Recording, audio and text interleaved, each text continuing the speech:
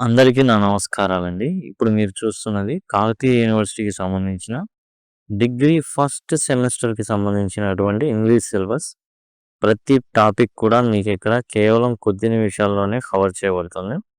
పూర్తి సిలబస్‌ని మీరు గంట, 2 గంటల్లో సులభంగా కంప్లీట్ చేసే విధంగా రూపొందించబడినటువంటి ప్లేలిస్ట్. మీకు డిస్క్రిప్షన్‌లో పీడీఎఫ్ లింక్ కావచ్చు అండ్ ప్లేలిస్ట్ లింక్స్ ఇయన్నీ కూడా మీకు అందుబాటులో ఉంటాయి.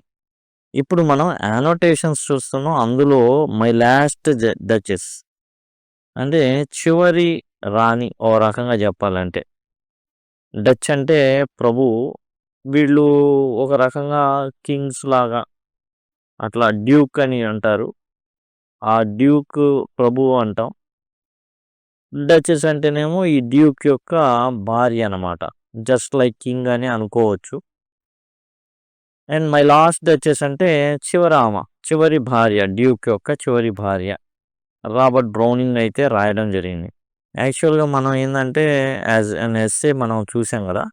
సింపుల్‌గా దాన్నే మనం యానోటేషన్‌గా మార్చొచ్చు. అసలు యానోటేషన్ అంటే ఏంటి? యానోటేషన్ అంటే సందర్భ సహిత వ్యాఖ్య అని అర్థం. అంటే సందర్భ సహిత. ఆ వాక్యం అనేది ఏ సందర్భంలో ఒక సింపుల్ లైన్ ఇస్తారండి. ఒక చిన్న లైన్ ఇస్తారు. ఓ ముక్తిస్తారు. ఎలా ఇస్తారు అంటే ఐ గేవ్ కమాండ్స్ అంటాడు. హి గేవ్ కమాండ్స్ అనేసి ఆపేస్తాడు. సింపుల్. దేనికిచ్చాడు కమాండ్ అంటే తన ప్రీవియస్ వైఫ్ ఎవరైతే ఉన్నారో ఎక్స్ వైఫ్‌ని చంపేయమని చెప్పాడు. చంపేశారు గూడా. అయితే ఈ చంపేయడం అనేది సింపుల్‌గా ద డ్యూక్ గేవ్ కమాండ్స్ అనేసి దీనికి యానోటేషన్ రాయమంటారు. అప్పుడు మనం ఏం చేస్తాం? కంగారేం పడం. ఏది ఇచ్చినా సరే మనం ఆ లెసన్‌ని గుర్తుపడితే చాలు. సపోజ్ అది మై లాస్ట్ డచెస్ నుంచి వచ్చిందనుకుందాం. రాబర్ట్ బ్రౌనింగ్ గురించి రాస్తాం. ఏదైతే ఎస్సేలో మనం స్టార్టింగు పోయే ఈ రాబర్ట్ బ్రౌనింగ్ గురించి రాసాం అదే రాస్తాం. ఇక్కడ కూడా పెద్ద గొప్పగా ఏమి తీసుకొచ్చి వేరేదేం రాయం. సేమ్ అదే రాస్తాం. మనకు సింపుల్‌గా ఉండాలి, అయిపోవాలి. Robert Browning was a famous English poet and play right. Robert Browning చాలా ఫేమస్ ఇంగ్లీష్ కవి అతను. అలానే నాటకాలు రాసేవాడు. విక్టోరియన్ ఎరాలో బాగా మంచి పేరు ప్రఖ్యాతలు కలిగినటువంటి వ్యక్తి అతను. డ్రమాటిక్ మోనోలాగ్స్ ఎక్కువ రాశాడు. ఏంటి డ్రమాటిక్ మోనోలాగ్స్ అంటే జనరల్‌గా ఇప్పుడు మన మూవీస్‌లో గానివ్వండి, ఎక్కడైనా సరే జనరల్‌గా ఇంతకుముందు పాత మూవీస్‌లో ఒక వ్యక్తి అద్దంలో చూసుకొని మాట్లాడుకుంటూ ఉంటాడు తనతో తనే. అయితే ఈ అద్దంలో ఉన్నది ఆత్మ, ఇతనేమో బయట ఉన్నటువంటి వ్యక్తి అనమాట. అట్లానే కొన్ని మూవీస్‌లో ఎట్లా అంటే తల మీద ఇటువైపేమో రెక్కలున్న అమ్మాయి, ఇంకో పక్కేమో కొమ్ములున్న అమ్మాయి. అలానే సరస్సులో చూసుకుంటే ఆ ప్రతిబింబం మాట్లాడిద్ది. ఇప్పుడైనా మారవా నువ్వు? ఇట్లా క్వెషన్ చేస్తా ఉంటుంది. కొత్తగా వచ్చిన సినిమాల్లో మీరు కొన్ని సినిమాల్లో చూడొచ్చు. ఆహ్, ఏందంటే ఈ సినిమాల్లో చిరంజీవి గారు యాక్ట్ చేసేటటువంటి సినిమాలో అతని ప్రతిరూపమే రావడం. "ఏం బాగుందా అమ్మాయి? లైనేస్తున్నావా?" ఇట్లా అడుగుతా ఉంటాడు. అది డ్రామాటిక్ మోనోలాగ్. అంటే మనసులో ఉన్న భావాల్ని బయటికి తెలియజెప్పేటటువంటి ఒక ప్రక్రియ ఈ డ్రామాటిక్ మోనోలాగ్. దీన్ని రాబర్ట్ బ్రౌనింగ్ చాలా చక్కగా హ్యాండిల్ చేశాడు. దాన్నే మన వాళ్ళు చాలా ఏం చేశారంటే చక్కగా దాన్ని కొత్తగా ఆవిష్కరించడం అనేది జరుగుతుందిప్పుడు. డార్క్ హ్యూమర్ అనమాట.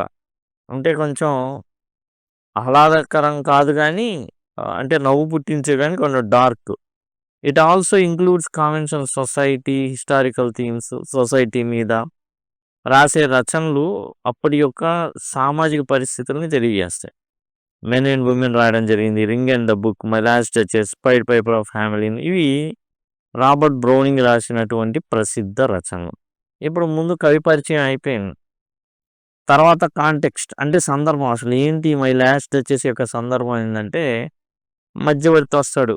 మన భాషలో బ్రోకర్ వస్తాడు. అప్పుడు చెప్తాడనమాట. ఎవరు డ్యూక్‌కిను ఈ బ్రోకర్‌కి పెళ్ళిళ్ళ బ్రోకర్‌కి మధ్యలో జరిగేటటువంటి సంభాషణ ఇది. The poem 'my last duchess' is dramatic monologue spoken by Duke of Ferrara. ఈ డ్యూక్ పేరు డ్యూక్ ఆఫ్ ఫెరారా. మీకు గుర్తుంటే డ్యూక్ ఆఫ్ ఫెరారా అని రాయండి. లేదా సింపుల్‌గా డ్యూక్ వరకే పరిమితం కండి. ప్రాబ్లమ్ ఏం లేదు.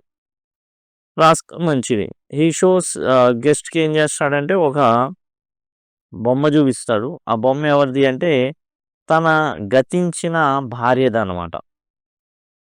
ఈ పెయింటింగ్ అనేది చాలా లైవ్‌గా కనిపిస్తుందని, చాలా చక్కగా ఉందని, ఆనందంగా అమ్మాయి కనబడుతుందని ఈ పోర్ట్రెయిట్‌లో. కాబట్టి అతనేం జేస్తాడంటే, ఆ ఆర్టిస్ట్ ఎవరైతే ఉన్నాడో, మరి ఇంత పొసెసివ్ ఉన్నవాడు ఎట్లా మరి ఆళ్ళ భార్య యొక్క బొమ్మ గీయించడానికి ఓకే జెప్పాడంటే, అతనొచ్చేసి ఒక మాంక్ అనమాట.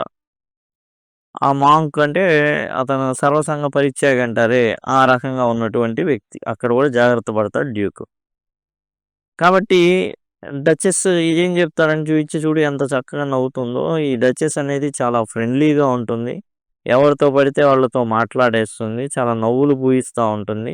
అండ్ తనని యాక్చువల్‌గా సంతోషపెట్టడం అనేది చాలా సులభమైన విషయం. ఎందుకంటే తాను చాలా చిన్న పూలకు కూడా పొంగిపోయేది. అండ్ ప్రతి ఒక్కళ్ళని జూసి నవ్వేది. తన నవ్వుల్ని పంచేది.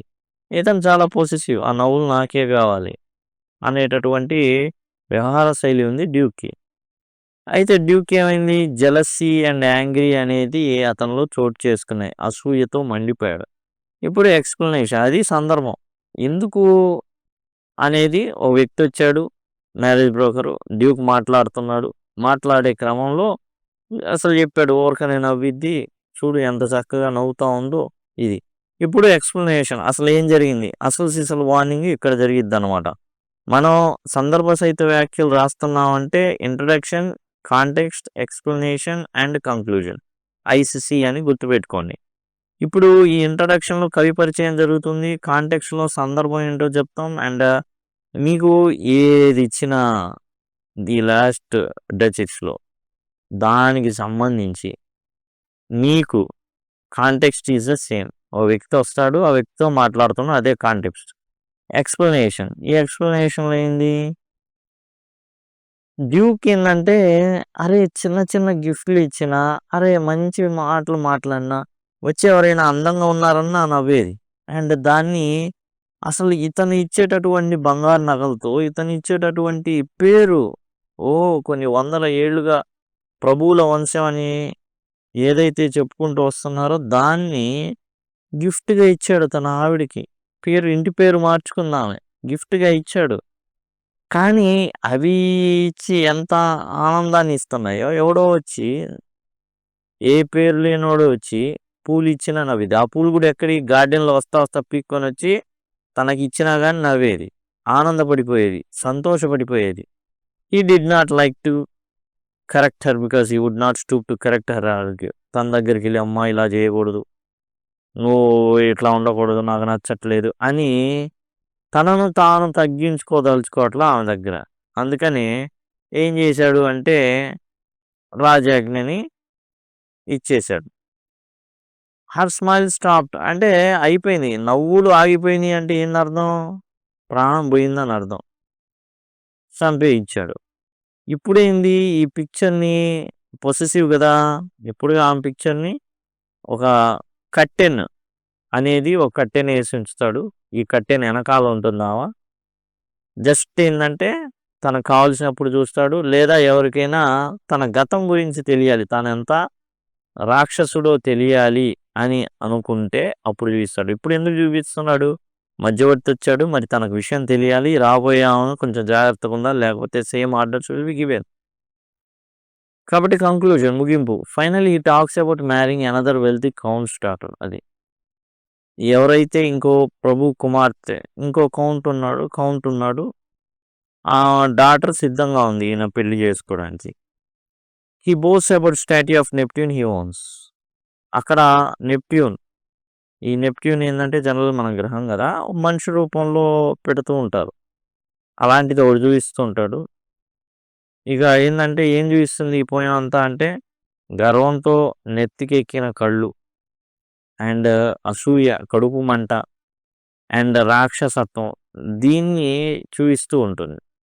టోటల్‌గా మనం ఎస్సే ఆల్రెడీ డిస్కస్ చేసాం. మీరు ఒకవేళ టోటల్ ఇది కావాలి ఇంకా క్లియర్ కట్ ఎక్స్‌ప్లనేషన్ అనుకుంటే అండ్ మీకు ఇక్కడ ఇదిగోండి వీటిలో గ్రామర్ కూడా ఉంది టోటల్ మీకు. ఇక్కడ మీరు చూసినట్లయితే చక్కగా ప్రతిది మై లాస్ట్ డచెస్‌లో అదిగోండి వివరంగా చెప్పడం, డిస్కస్ చేయడం అయితే జరిగింది నోట్స్‌ని. దాన్నే మనం యానోటేషన్‌గా మలిచాం. ఎట్లా మలిచాం? జస్ట్‌గా ఏదైతే స్టార్టింగ్ ఉందో దీన్ని ఇంట్రో మీద తీసుకున్నాం. ఇంట్రడక్షన్ అనమాట. ఇంట్రో అని రాయమాకండి మళ్ళీ పోద్ది మార్కులు. ఇంట్రడక్షన్. తర్వాత వచ్చేసి second one is a context, సందర్భం. తర్వాత వచ్చేసి ఎక్స్ప్లెనేషన్, వివరణ. చివర్లో మనం చూసుకుంటే ఎట్ ది ఎండ్ అన్నాడే, ఇక్కడ నుంచి ఇక్కడ దాకా కంక్లూజన్. అంతే, మనం సింపుల్గా రాసేయచ్చు. టైం తక్కువ ఉంది, ఆల్రెడీ ప్రిపేర్ అయి ఉంటారు కాబట్టి దాన్ని ఆ విధంగా మలుచుకోవడమే. ఈ విధంగా సందర్భ సహిత వ్యాఖ్యలు మనం రాయాల్సి ఉంటుంది. 8 మార్క్స్ అనమాట ఇది. కాబట్టి దయచేసి గమనించండి. ఇది ఈ విధంగా మనం అయితే రాయాలి. సింపుల్గా మీరు అన్నీ కూడా డిస్క్రిప్షన్ లింక్స్లో ఉంటాయండి. డిస్క్రిప్షన్ అంటే సింపుల్గా మీరు ఏదైతే టైటిల్ ఉందో ఆ టైటిల్ని క్లిక్ చేస్తే డిస్క్రిప్షన్ ఓపెన్ అవుతుంది. అక్కడ నుంచి మీరు ప్లేలిస్ట్ లింక్ పొందొచ్చు, లేదా సింపుల్గా లింక్ అని కామెంట్ సెక్షన్లో ఈ వీడియో కింద ఉంచండి. ఖచ్చితంగా నేను మీకు ప్లేలిస్ట్ లింక్ అనేది ప్రొవైడ్ చేయడం జరుగుతుంది. Thank you, thanks a lot.